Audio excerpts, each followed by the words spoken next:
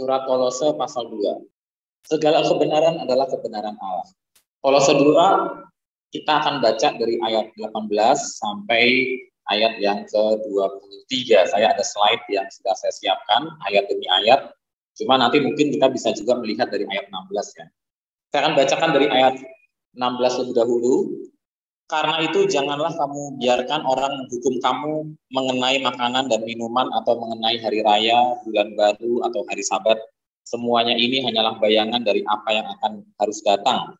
Sedangkan wujudnya ialah Kristus. Ayat 18. Janganlah kamu biarkan kemenanganmu digagalkan oleh orang yang pura-pura merendahkan diri dan beribadah kepada malaikat, serta berkanjang pada penglihatan-penglihatan dan tanpa alasan membesar-besarkan diri oleh pikirannya yang duniawi.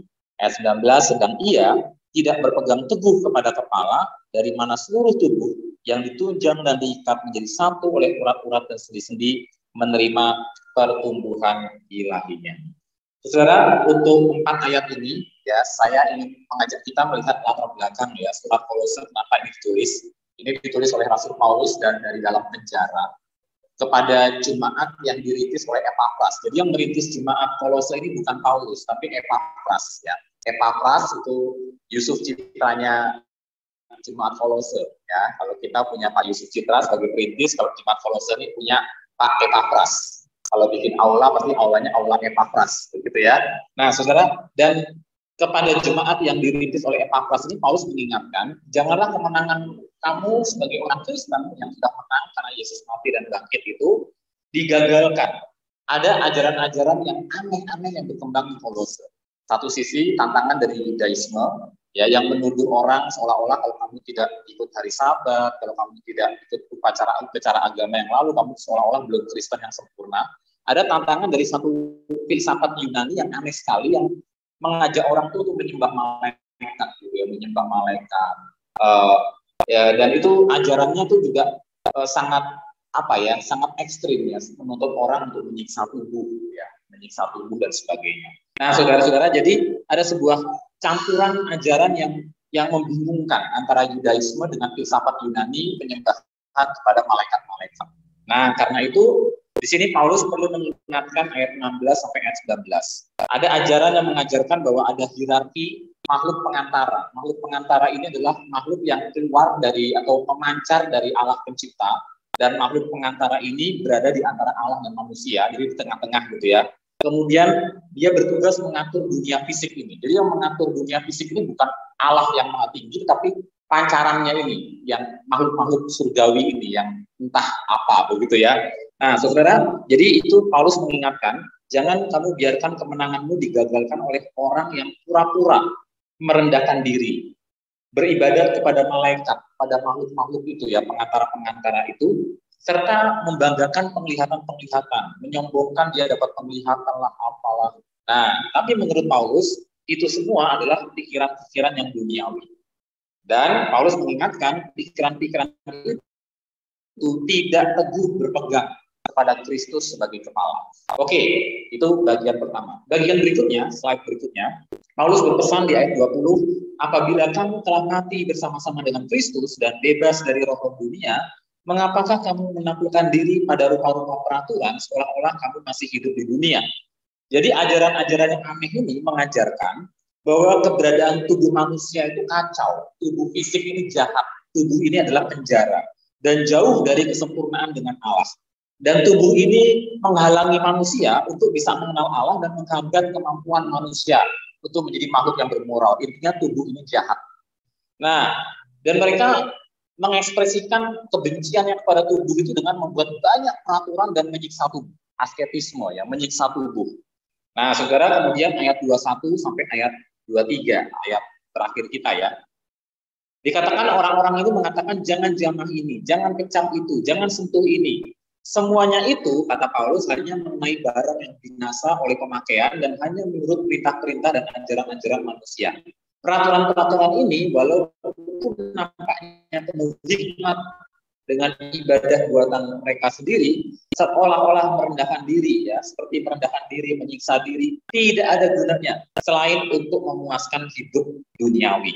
Jadi saudara, ada ajaran-ajaran yang mengajarkan bahwa untuk lepas dari kejahatan kita harus menyakal diri dengan menyiksa tubuh, siksa-siksa asketis ya, dan dengan jalan mistis minta bantuan dari makhluk-makhluk pengantara-pengantara tadi, malaikat-malaikat tadi. Dengan demikian orang baru bisa kembali kepada Allah, bisa bersatu kembali dengan Allah. Nah, ini adalah ajaran-ajaran yang dihadapi oleh jemaat Kolose. Tapi bagaimana Paulus mengingatkan jemaat di Kolose? Dikatakan oleh Paulus, contoh kalau kita melihat Kolose 1 ayat 15 sampai 17 Bapak Ibu ya, Kolose 1 ayat 15 sampai 17. Kita lihat slide berikutnya. Dikatakan oleh Paulus, Kristus adalah gambar Allah yang tidak kelihatan, yang sulung, lebih utama dari segala yang diciptakan. Karena di dalam Dialah telah diciptakan segala sesuatu yang ada di surga dan yang ada di bumi, yang kelihatan dan yang tidak kelihatan, baik singgasana maupun kerajaan, baik pemerintah maupun penguasa, segala sesuatu diciptakan oleh Dia, dan untuk Dia, Ia ada terlebih dahulu dari segala sesuatu, dan segala sesuatu ada di dalam Dia. Lewat surat ini Paulus mengajarkan keutamaan Kristus, keunggulan Kristus atas segala sesuatu, termasuk atas ajaran-ajaran filsafat yang aneh-aneh ini, campuran antara Yudaisme dan filsafat Yunani. Dia adalah Allah atas segala sesuatu. Kristus adalah yang utama. Karena ini menjadi pengingat buat Miss Vivi ya, Miss Vivi. Ketika Miss Vivi nanti kuliah di Amerika, Amerika itu adalah suatu negara yang bukan Kristen lagi. Meskipun negara bagian yang Miss Vivi akan masuk itu kan Arizona ya, daerah South ya, daerah istilahnya itu sabuk Alkitab, sabuknya kekristenan kalau di Amerika. Tapi itu pun sebetulnya tingkat kejahatan paling tinggi.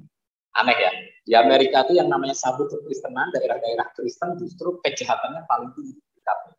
Nah, saudara, jadi kita melihat ada dunia yang akan Miss Vivi masuki dan juga anak-anak muda kita semua akan masuki dunia yang berbeda sekali, dunia yang bukan Kristen lagi, yang mengatakan bahwa segala sesuatu tidak lagi berpusat pada Kristus. Ya, nah, tapi kita diingatkan bahwa segala sesuatu dijadikan oleh Kristus dan untuk Kristus, berpusat pada Kristus. Dan sumber kejahatan itu bukan di dalam tubuh materi, sumber kejahatan bukan tubuh ini. Nah, kita akan melihat di Amerika menjadi suatu negara dengan situasi di mana kekristenan mulai ditinggalkan dan orang mulai tertarik dengan ajaran agama-agama timur. Agama-agama timur yang mengajarkan seperti ya kan, pergi ke Nepal, pergi ke daerah Himalaya, agama-agama timur. Itu orang-orang barat sangat meminatinya ya. Jadi mereka juga bahkan mungkin sampai tahap menyiksa tubuh segala macam. Tapi kita di sini belajar bahwa yang jahat itu bukan materi. Materi itu tidak jahat. Tapi yang jahat adalah keinginan manusia yang menolak untuk taat kepada Allah. Kolose 1 ayat 21. Saya bacakan ayat 21, Kolose 1 ayat 21. Juga kamu yang dahulu hidup jauh dari Allah dan yang memusuhinya dalam hati dan pikiran. Jadi yang memusuhi Allah itu hati dan pikiran. Seperti yang nyata dari perbuatanmu yang jahat. Nah, saudara, jadi kita diajarkan bahwa tubuh ini diciptakan baik. Hanya saja pikiran dan hati yang memusuhi Allah yang membuat tubuh ini terjerat dosa dan kesia-siaan. Dan yang ketiga, bukti lain bahwa tubuh kita itu tidak jahat, bahwa materi ini tidak jahat. Paulus mengingatkan dari Kolose 1 ayat 18 sampai 22 ini tentang Kristus yang berinkarnasi. Kristus berinkarnasi itu menjadi manusia itu mengambil daging. Ya, dia menjadi manusia sama seperti kita. Dan Kristus mati, matinya pun mati dalam dagingnya. Jadi itu tidak mungkin terjadi kalau tubuh ini bersifat jahat. Ya, justru Allah datang menjadi sama dengan ciptaannya, memikul satu tubuh yang memang sudah tercemar oleh dosa, tapi pada dasarnya diciptakan sungguh amat baik. Dia mengenakan tubuh kemanusiaan, tapi tubuh kemanusiaan itu tidak tercemar dosa. Itulah Kristus, dan itu yang memungkinkan penebusan terjadi. Jadi orang Kristen tidak diajar untuk membenci tubuh ini, tidak diajar untuk menyiksa tubuh kita dengan berbagai-bagai siksaan, cambukan, aturan, dan segala macam. Kita tidak lagi sibuk dengan ini haram, ini tidak haram, ini halal, itu tidak halal. Itu bagiannya orang-orang lain. Ya, bagian kita adalah untuk belajar hidup menghidupi kemenangan yang Tuhan sediakan. Dekat kembali kepada Allah itu bukan dengan asketisme, bukan dengan menyiksa tubuh, bukan dengan mistisisme ya, penglihatan atau nyembah-nyembah malaikat. Dekat dengan Kristus adalah dekat dengan Allah itu adalah dengan menghayati kehidupan Kristus dalam hidup kita. Nah, saudara, pengajaran Paulus juga mengatakan bahwa kehidupan jasmani itu bernilai, maka orang Kristen harus menjalani hidup sekarang ini secara membangun, secara konstruktif, termasuk sekolah, kerja, kuliah setinggi-tingginya. Itu artinya membangun kehidupan secara konstruktif, berusaha membangun kehidupan yang damai dengan sesama, bukan mengejar kepentingan diri sendiri atau memilih untuk mengasingkan diri jauh dari keramaian. Tidak, justru kita terjun ke tengah-tengah dunia ini. Kalau kata John Stott itu membiarkan tangan kita berkerut-kerut, tangan kita tuh jadi rusak karena melayani dunia. Saudara, Miss Vivi itu waktu minta rekomendasi Bu Lili bingung kan nyusun kalimatnya dalam bahasa Inggris lagi. Terus Miss Vivi itu minta bantuan saya. Terus saya tulis ya, ini sebenarnya bocoran ya Miss ya. Saya bilang kenapa Miss Vivi ini penting untuk bisa kuliah di sana. Salah satunya karena dengan kuliah di sana bisa memberi sumbangsih untuk dia bisa kembali melayani di tanah Papua. Waduh, saya pakai tanah Papua biar jadi kayak tarik ya. Saudara, jadi ya meskipun melayani ke tanah Papua itu bukan berarti Siti harus kembali ke sini, belum tentu ya. Bisa saja dapat suami ini marinir Amerika, kan dia sukanya sama tentara tuh bodohnya. Selalu makan sama tentara. Ya kalau nggak dapat TNI ya dapat Marine ya atau Navy SEAL, luar biasa ya. Kalaupun tidak kembali ke Papua, tapi kan tetap hati dan pikiran harus tetap ingat Papua. Ya entah nanti sumbangsihnya bentuknya apa ya, sambil ikut suami di Jakarta atau di mana, tetap mengingat tanah Papua adalah tanah yang harus diingat dan dimajukan. Saudara, dikatakan oleh Paulus ya, kita harus dengan sepenuh hati berusaha membangun kehidupan yang konstruktif tadi, karena Tuhan tidak membenci materi, Tuhan tidak membenci tubuh ini, Tuhan tidak membenci keberadaan jasmanian kita. Tuhan ingin kita membangun kehidupan keluarga yang baik. Tuhan ingin kita menunaikan tugas perekonomian dengan baik, bekerja dengan sungguh-sungguh. Dan itu merupakan bagian dari mandat Allah terhadap ciptaannya. Kalau saya ajak kita membuka Kolose 3 ayat 17 ya.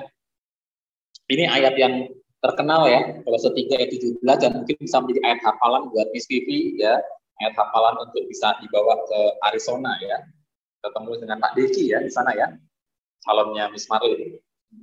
Dan segala sesuatu yang kamu lakukan dengan perkataan atau perbuatan, lakukanlah semuanya itu dalam nama Tuhan Yesus sambil mengucap syukur oleh Dia kepada Allah Bapa kita. Jadi di tahun-tahun pertama Miss kalau sudah homesick, nangis-nangis pengen pulang, buka ayat ini. Lakukan seperti untuk Tuhan ya, dalam nama Tuhan Yesus ya, sambil nangis-nangis. Aku kangen mama. Nanti tahun kedua udah nggak homesick lagi ya, justru tenang, bebas ya, sudah mulai kenal banyak teman. Tapi mungkin tantangan kuliah makin susah ya, tahun ketiga keempat udah makin susah ya, mulai ingat ayat ini lagi ketika putus asa. Lakukanlah semuanya dalam nama Tuhan Yesus sambil mengucap syukur, terima kasih sudah diberi kesempatan kuliah di luar negeri. Pak Cahyo sampai 40 lebih dan kuliah di luar negeri ya, Miss mengucap syukur ya. Ingat ayat ini. Paulus mengungkapkan filsafat yang berakar dalam pengetahuan akan Yesus Kristus. Paulus mengimplikasikan kemungkinan bahwa lewat ayat-ayat yang dia tulis ada sebuah filsafat hidup Kristen. Dan filsafat hidup Kristen itu menyentuh seluruh area kehidupan. Bukan hanya masalah rohani saja. Tapi filsafat hidup Kristen itu menyentuh seluruh area kehidupan. Karena itu Paulus mengatakan segala sesuatu yang kamu lakukan. Berarti kan segala sesuatu ya. Dengan jasmani, rohani, tubuh, fisik, jiwa, dengan perkataan atau perbuatan. Lakukanlah semuanya itu dalam nama Tuhan Yesus sambil mengucap syukur oleh Dia kepada Allah Bapa kita. Jadi orang Kristen bukannya menolak berbagai pengetahuan lain, sebaliknya justru menerima dan mengintegrasikan semua pengetahuan yang diperolehnya dalam kebenaran Kristen. Di sini ini kan mengambil pendidikan, tapi bukan pendidikan yang filosofis tadi ya. Tapi sebenarnya nggak apa-apa nih, kalau bisa ambil yang abstrak itu nggak apa-apa. Bu Lili bisikin saya, ya siapa tahu belajar yang gitu-gitu dia jadi menteri pendidikan.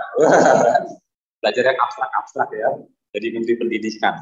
Saudara, dan semua yang kita pelajari perlu diintegrasikan dengan kebenaran Kristen. Kristus adalah pusat, Kristus adalah yang utama, di mana semua kebenaran fisika, matematika, biologi, bahasa, pendidikan, antropologi, semua kebenaran mengenai segala sesuatu itu harus dikaitkan dan dipusatkan pada Kristus.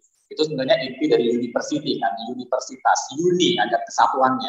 dari Persiti, keberagaman, dari berbagai macam fakultas yang beragam, semuanya disatukan sebagai satu kesatuan, uni. Nah, saudara, tapi sayang, apa yang menyatukan ini, orang-orang di Amerika sana sekarang sudah lupa bahwa banyak kampus-kampus Kristen yang terkenal itu sebenarnya background-nya kan Kristen. Ya, sampai sekarang pun moto-motonya tuh masih Kristen. Harvard apa dia masih motonya moto-moto Kristen. Cuma mereka sudah melupakan Tuhan yang menyatukan, yang menjadi uni itu ya, yang menyatukan semua bidang-bidang ilmu itu di dalam kebenarannya. Pemahaman mengenai sentralitas atau keutamaan Kristus dalam seluruh bidang pengetahuan, ini slide terakhir ya, memberikan kepada kita perspektif mengenai masalah moral, sosial, relasi antar manusia, pernikahan, dan pekerjaan, seni, sains yang dikerjakan manusia. Dengan wawasan yang menyeluruh ini, wawasan yang berpusat pada Kristus, maka kita dapat berpikir di dalam keutuhan. Semua bidang ilmu itu semua diikat oleh kebenaran yang berpusat pada Kristus.